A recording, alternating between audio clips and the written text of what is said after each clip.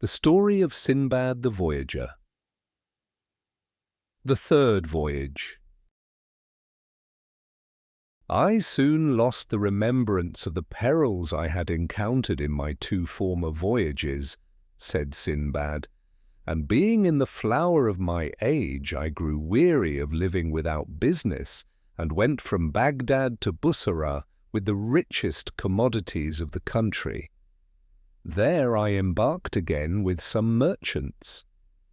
We made a long voyage and touched at several ports where we carried on a considerable trade. One day, being out in the main ocean, we were overtaken by a dreadful tempest which drove us from our course. The tempest continued several days and brought us before the port of an island, which the captain was very unwilling to enter, but we were obliged to cast anchor. When we had furled our sails, the captain told us that this and some other neighbouring islands were inhabited by hairy savages who would speedily attack us. And though they were but dwarfs, yet we must make no resistance, for they were more in number than the locusts. And if we happened to kill one of them, they would all fall upon us and destroy us. We soon found that what he had told us was but too true. An innumerable multitude of frightful savages, about 2 feet high, covered all over with red hair, came swimming towards us and encompassed our ship. They spoke to us as they came near, but we understood not their language, and they climbed up the sides of the ship with such agility as surprised us. They took down our sails, cut the cables, and hauling to the shore, made us all get out, and afterward carried the ship into another island, from whence they had come. We went forward into the island, where we gathered some fruits and herbs to prolong our lives as long as we could, but we expected nothing but death. As we advanced, we perceived at a distance a vast pile of buildings and made toward it.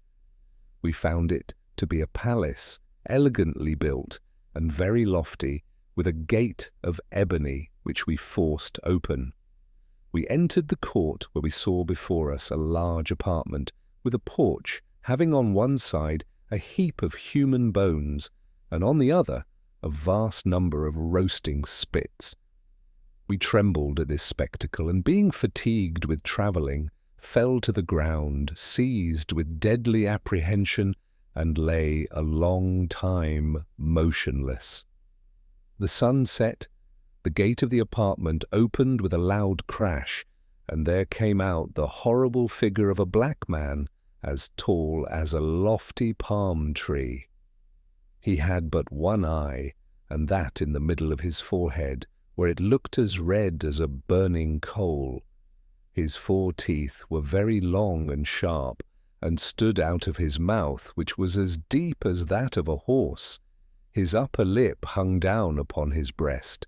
His ears resembled those of an elephant, and covered his shoulders, and his nails were as long and crooked as the talons of the greatest birds. At the sight of so frightful a giant, we became insensible, and lay like dead men. At last we came to ourselves, and saw him sitting in the porch looking at us.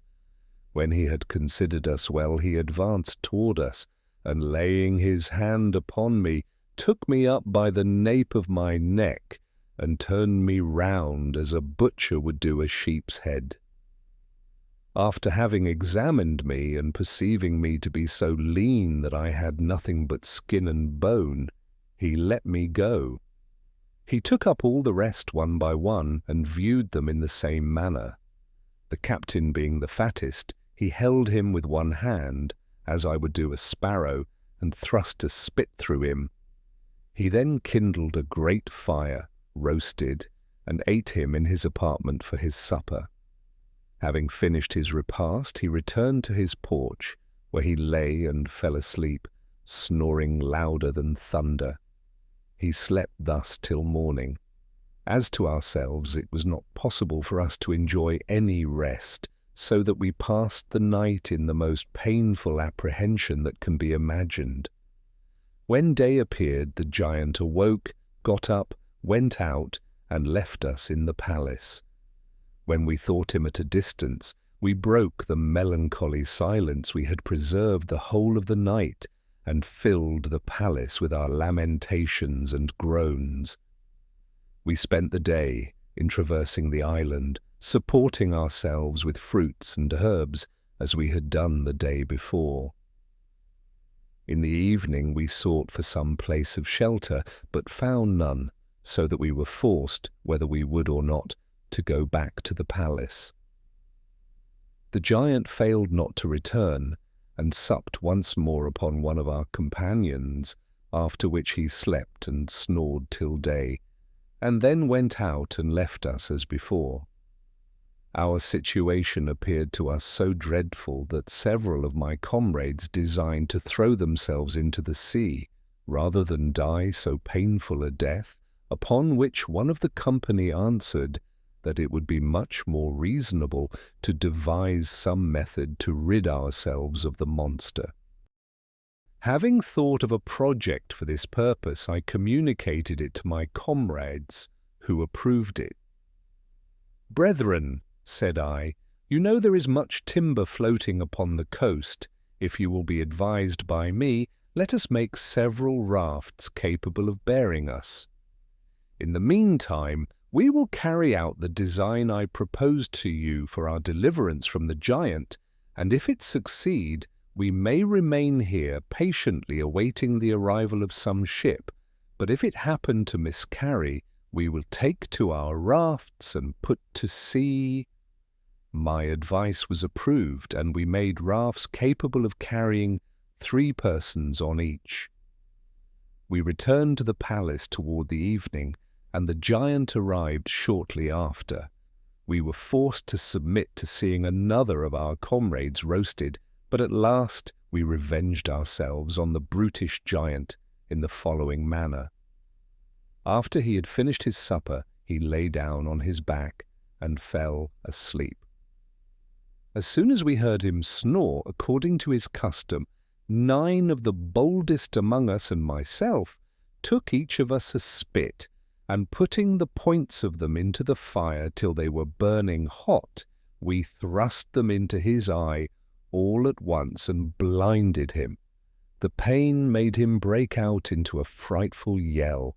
He started up and stretched out his hands in order to sacrifice some of us to his rage. But we ran to such places as he could not reach, and after having sought for us in vain, he groped for the gate and went out, howling in agony. We quitted the palace after the giant and came to the shore, where we had left our rafts and put them immediately to sea. We waited till day in order to get upon them in case the giant should come toward us with any guide of his own species, but we hoped if he did not appear by sunrise and gave over his howling, which we still heard, that he would prove to be dead, and if that happened, we resolved to stay in that island, and not to risk our lives upon the rafts. But day had scarcely appeared when we perceived our cruel enemy, accompanied with 2 others almost of the same size, leading him, and a great number more coming before him at a quick pace. We did not hesitate to take to our rafts and put to sea with all the speed we could. The giants, who perceived this, took up great stones, and running to the shore, entered the water up to the middle, and threw so exactly that they sunk all the rafts but that I was upon, and all my companions, except the 2 with me, were drowned. We rowed with all our might, and escaped the giants, but when we got out to sea, we were exposed to the mercy of the waves and winds, and spent that night and the following day under the most painful uncertainty as to our fate. But next morning we had the good fortune to be thrown upon an island, where we landed with much joy. We found excellent fruit which afforded us great relief, and recruited our strength. At night, we went to sleep on the seashore, but were awakened by the noise of a serpent of surprising length and thickness, whose scales made a rustling noise as he wound himself along. It swallowed up one of my comrades, notwithstanding his loud cries and the efforts he made to extricate himself from it. Dashing him several times against the ground, it crushed him, and we could hear it gnaw and tear the poor wretch's bones, though we had fled to a considerable distance. As we walked about, when day returned, we saw a tall tree, upon which we designed to pass the following night for our security. And having satisfied our hunger with fruit, we mounted it before the dusk had fallen. Shortly after, the serpent came hissing to the foot of the tree, raised itself up against the trunk of it, and meeting with my comrade, who sat lower than I, swallowed him at once and went off. I remained upon the tree till it was day, and then came down, more like a dead man than one alive, expecting the same fate as my two companions. This filled me with horror, and I advanced some steps to throw myself into the sea, but I withstood this dictate of despair, and submitted myself to the will of God. In the meantime, I collected a great quantity of small wood, brambles and dry thorns, and making them up into faggots, made a wide circle with them round the tree, and also tied some of them to the branches over my head. Having done this, when the evening came, I shut myself up within this circle, feeling that I had neglected nothing which could preserve me from the cruel destiny with which I was threatened. The serpent failed not to come at the usual hour, and went round the tree, seeking for an opportunity to devour me, but was prevented by the rampart I had made, so that he lay till day, like a cat, watching in vain for a mouse that has fortunately reached a place of safety. When day appeared, he retired, but I dared not to leave my fort until the sun arose. I felt so much fatigued by the labour to which it had put me, and suffered so much from the serpent's poisonous breath, that death seemed more eligible to me than the horrors of such a state.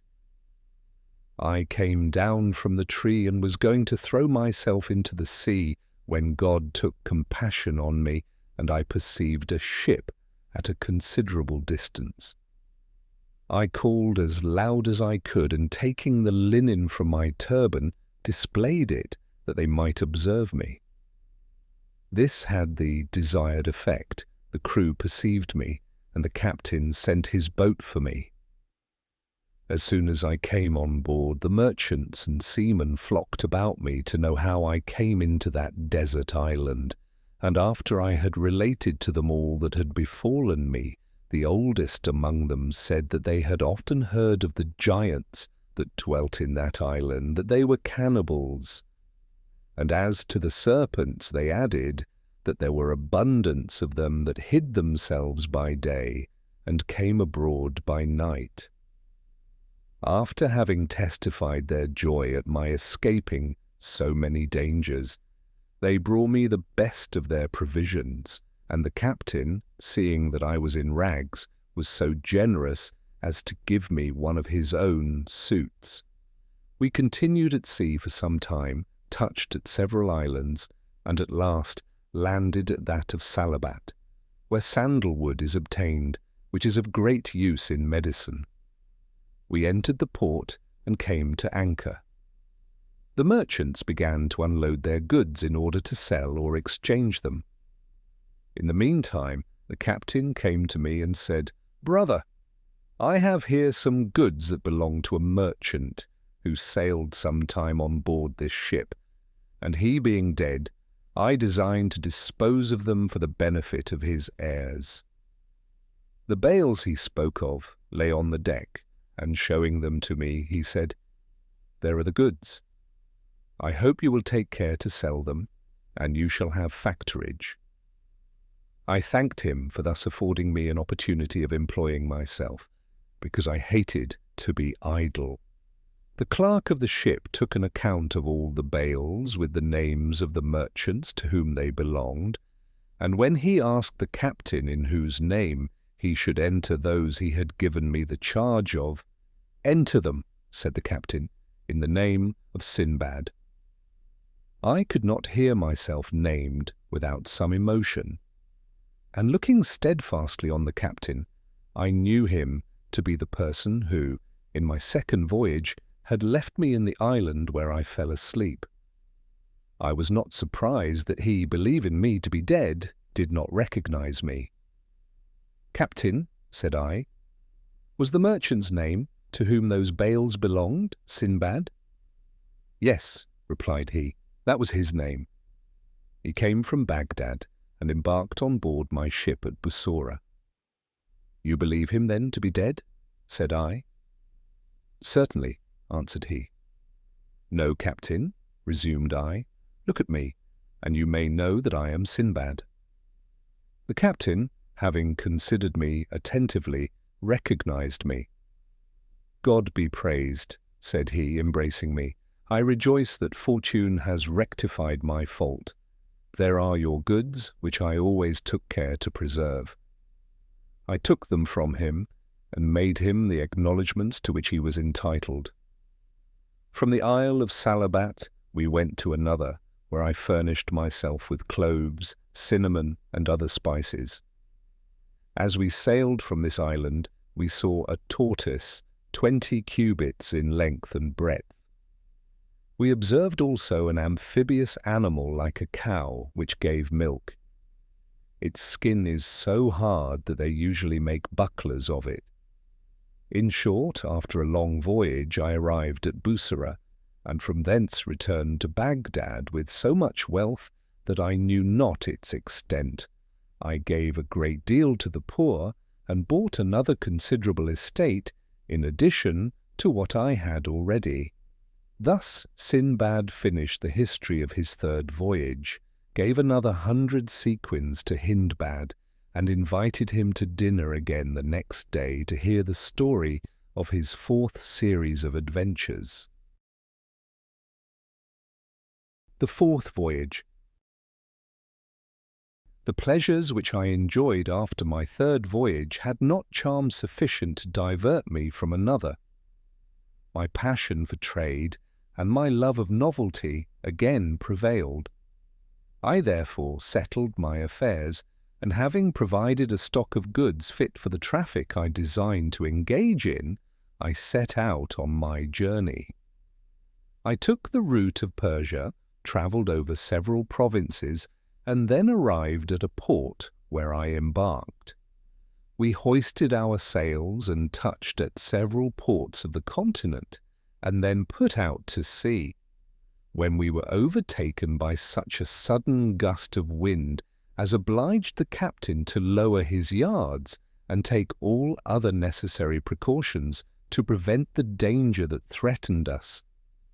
But all was in vain. Our endeavours had no effect. The sails were split in 1,000 pieces, and the ship was stranded.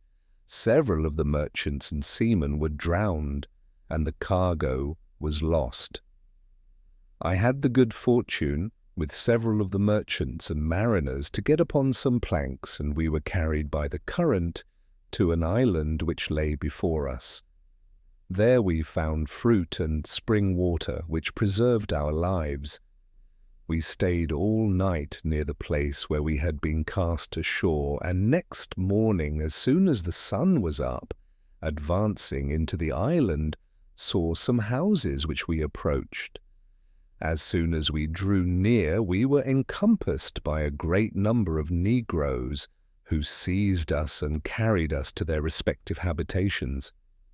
I and 5 of my comrades were carried to one place. Here they made us sit down, and gave us a certain herb, which they made signs to us to eat. My comrades, not taking notice that the blacks ate none of it themselves, thought only of satisfying their hunger, and ate with greediness. But I, suspecting some trick, would not so much as taste it, which happened well for me. For in a little time after I perceived my companions had lost their senses, and that when they spoke to me, they knew not what they said. The negroes fed us afterward with rice, prepared with oil of cocoa nuts, and my comrades, who had lost their reason, ate of it greedily. I also partook of it, but very sparingly. They gave us that herb at first on purpose to deprive us of our senses, that we might not be aware of the sad destiny prepared for us, and they supplied us with rice to fatten us, for being cannibals, their design was to eat us as soon as we grew fat. This accordingly happened, for they devoured my comrades, who were not sensible of their condition. But my senses being entire, you may easily guess that instead of growing fat, I grew leaner every day. The fear of death under which I laboured caused me to fall into a languishing distemper, which proved my safety. For the negroes, having eaten my companions, seeing me to be withered and sick, deferred my death. Meanwhile I had much liberty, so that scarcely any notice was taken of what I did, and this gave me an opportunity one day to get at a distance from the houses and to make my escape.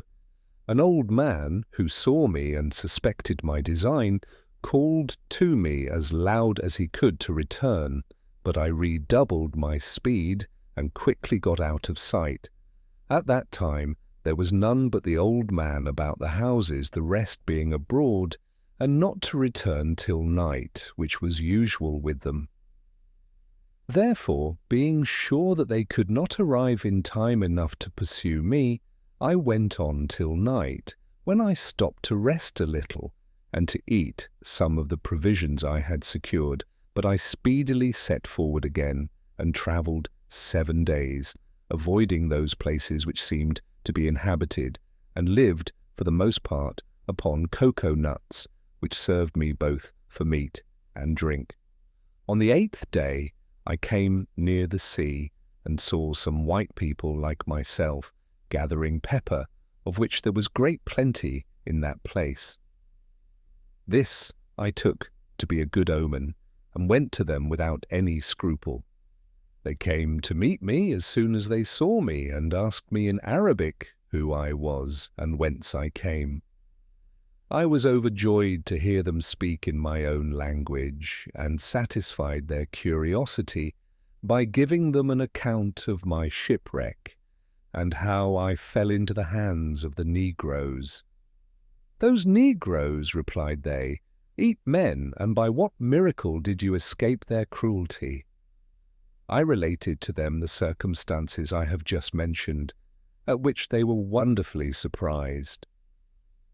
I stayed with them till they had gathered their quantity of pepper, and then sailed with them to the island from whence they had come. They presented me to their king, who was a good prince. He had the patience to hear the relation of my adventures, and he afterward gave me clothes and commanded care to be taken of me. The island was very well peopled, plentiful in everything, and the capital a place of great trade. This agreeable retreat was very comfortable to me after my misfortunes, and the kindness of this generous prince completed my satisfaction. In a word, there was not a person more in favour with him than myself, and consequently every man in court and city sought to oblige me, so that in a very little time I was looked upon rather as a native than a stranger. I observed one thing which to me appeared very extraordinary.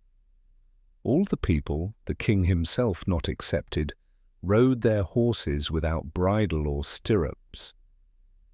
This made me one day take the liberty to ask the king how it came to pass. His Majesty answered that I talked to him of things which nobody knew the use of in his dominions. I went immediately to a workman and gave him a model for making the stock of a saddle, When that was done, I covered it myself with velvet and leather, and embroidered it with gold.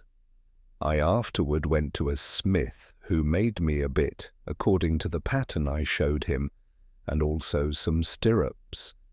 When I had all things completed, I presented them to the king, and put them upon one of his horses.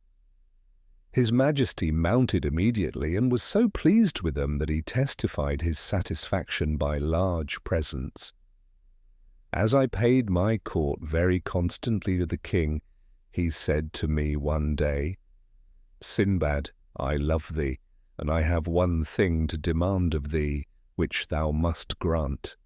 "Sir," answered I, "there is nothing but I will do as a mark of my obedience to your Majesty." "I have a mind thou shouldst marry," replied he, "that so thou mayest stay in my dominions and think no more of thy own country." I durst not resist the prince's will, and he gave me one of the ladies of his court, noble, beautiful, and rich.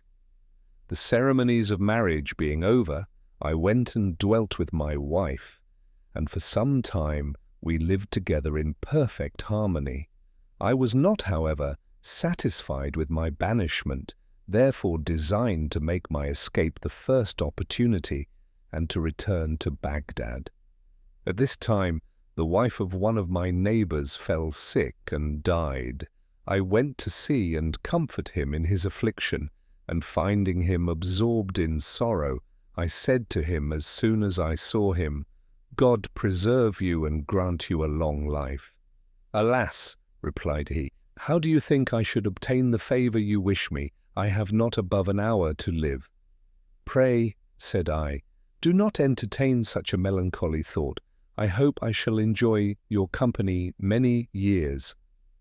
"I wish you," he replied, "a long life, but my days are at an end, for I must be buried this day with my wife. This is a law which our ancestors established in this island, and it is always observed. The living husband is interred with the dead wife, and the living wife with the dead husband. Nothing can save me. Everyone must submit to this law." While he was giving me an account of this barbarous custom, the very relation of which chilled my blood, his kindred, friends, and neighbors came in a body to assist at the funeral. They dressed the corpse of the woman in her richest apparel, and all her jewels as if it had been her wedding day. Then they placed her in an open coffin, and began their march to the place of burial, the husband walking at the head of the company. They proceeded to a high mountain, and when they had reached the place of their destination, they took up a large stone which covered the mouth of a deep pit, and let down the corpse with all its apparel and jewels. Then the husband, embracing his kindred and friends, suffered himself without resistance to be put into another open coffin with a pot of water and 7 small loaves, and was let down in the same manner. The ceremony being over, the aperture was again covered with the stone, and the company returned. It is needless for me to tell you that I was a melancholy spectator of this funeral while the rest was scarcely moved. The custom was to them so familiar. I could not forbear communicating to the king my sentiment respecting the practice. "Sir," I said, "I cannot but feel astonished at the strange usage observed in this country of burying the living with the dead. I have been a great traveller and seen many countries, but never heard of so cruel a law." "What do you mean, Sinbad?" replied the king. "It is a common law. I shall be interred with the queen, my wife, if she die first." "But, sir," said I, "may I presume to ask your majesty if strangers be obliged to observe this law?" "Without doubt," returned the king, "they are not exempted if they be married in this island." I returned home much depressed by this answer. for the fear of my wife's dying first and that I should be interred alive with her, occasioned me very uneasy reflections. But there was no remedy. I must have patience and submit to the will of God. I trembled, however, at every little indisposition of my wife, and alas, in a little time my fears were realized, for she fell sick and died. The king and all his court expressed their wish to honor the funeral with their presence, and the most considerable people of the city did the same. When all was ready for the ceremony, the corpse was put into a coffin with all her jewels and her most magnificent apparel. The procession began, and as second actor in this doleful tragedy, I went next the corpse with my eyes full of tears, bewailing my deplorable fate. Before we reached the mountain, I made an attempt to affect the minds of the spectators. I addressed myself to the king first, and then to all those that were round me. Bowing before them to the earth, and kissing the border of their garments, I prayed them to have compassion upon me. "Consider," said I, "that I am a stranger, and ought not to be subject to this rigorous law, and that I have another wife and children in my own country." Although I spoke in the most pathetic manner, no one was moved by my address. On the contrary, they ridiculed my dread of death as cowardly, made haste to let my wife's corpse into the pit, and lowered me down the next moment in an open coffin with a vessel full of water and 7 loaves. As I approached the bottom, I discovered by the aid of the little light that came from above the nature of this subterranean place. It seemed an endless cavern, and might be about 50 fathoms deep. Instead of losing my courage and calling death to my assistance in that miserable condition, however, I felt still an inclination to live and to do all I could to prolong my days. I went groping about for the bread and water that was in my coffin, and took some of it. Though the darkness of the cave was so great that I could not distinguish day and night, yet I always found my coffin again, and the cave seemed to be more spacious than it had appeared to be at first. I lived for some days upon my bread and water, which being all spent, I at last prepared for death. I was offering up my last devotions when I heard something tread, and breathing or panting as it walked. I advanced toward that side from whence I heard the noise, and on my approach the creature puffed and blew harder, as if running away from me. I followed the noise, and the thing seemed to stop sometimes, but always fled and blew as I approached. I pursued it for a considerable time, till at last I perceived a light resembling a star. I went on, sometimes lost sight of it, but always found it again, and at last discovered that it came through a hole in the rock, large enough to admit a man. Upon this I stopped some time to rest, being much fatigued with the rapidity of my progress. Afterward, coming up to the hole, I got through, and found myself upon the seashore. I leave you to guess the excess of my joy. It was such that I could scarcely persuade myself that the whole was not a dream.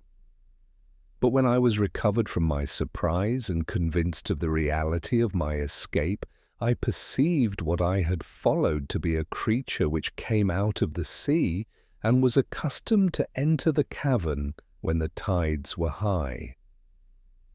I examined the mountain, and found it to be situated betwixt the sea and the town, but without any passage to or communication with the latter, the rocks on the seaside being high and perpendicularly steep.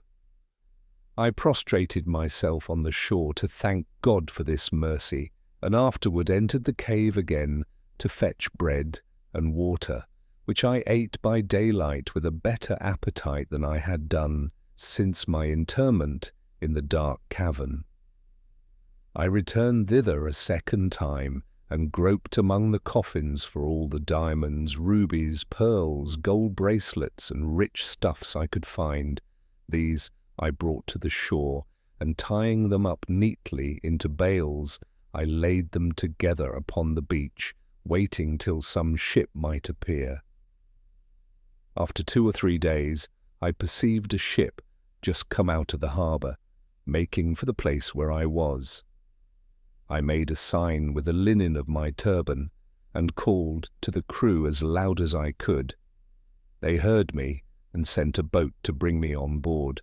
When they asked by what misfortune I came thither, I told them that I had suffered shipwreck 2 days before, and made shift to get ashore with the goods they saw. It was fortunate for me that these people did not consider the place where I was, nor inquire into the probability of what I told them, but, without hesitation, took me on board. When I came to the ship, the captain was so well pleased to have saved me, and so much taken up with his own affairs, that he also took the story of my pretended shipwreck upon trust, and generously refused some jewels which I offered him.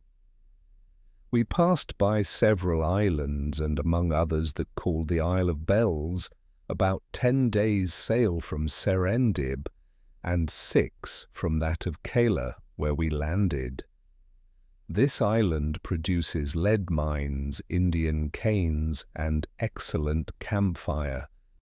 The king of the Isle of Kela is very rich and powerful, and the Isle of Bells, which is about 2 days' journey in extent, is also subject to him. The inhabitants are so barbarous that they still eat human flesh. After we had finished our traffic in that island, we put to sea again, and touched at several other ports. At last I arrived happily at Baghdad with infinite riches. Out of gratitude to God for his mercies, I contributed liberally toward the support of several mosques and the subsistence of the poor, and gave myself up to the society of my kindred and friends, enjoying myself with them in festivities and amusements. Here Sinbad finished the relation of his fourth voyage. He made a new present of 100 sequins to Hindbad, whom he requested to return with the rest next day at the same hour to dine with him and hear the story of his 5th voyage. Hindbad and the other guests took their leave and retired. Next morning, when they all met, they sat down at table, and when dinner was over, Sinbad began the relation of his 5th voyage as follows.